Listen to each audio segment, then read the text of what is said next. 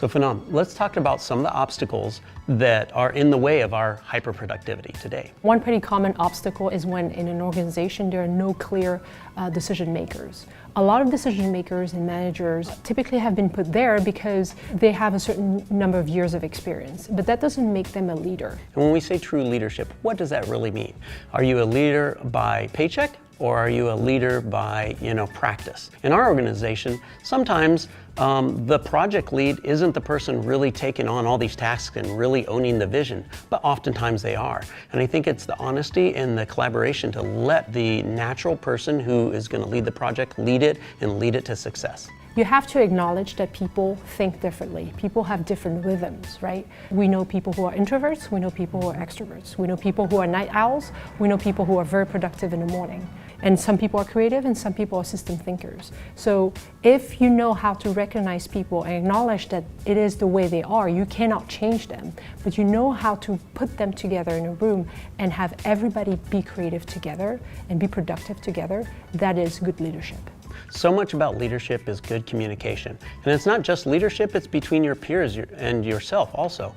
Make sure you are very clear in what you're saying and your actions, but also be very concise.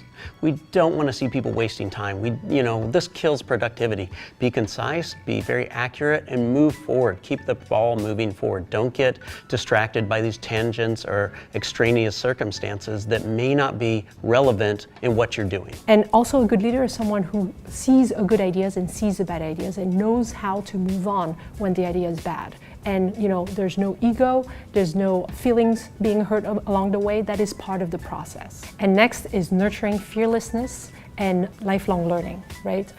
Our roles today in the jobs that we have are a certain way today, but they will evolve over time because of technology, because of the state of the field, because the market changes, etc. You cannot stay the way you are today. You have to evolve, and you have to open your mind to being fresh, to inspiring others, and to really be at the forefront of your industry at all times.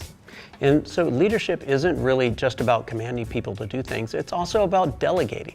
Delegating is super important to hyperproductivity.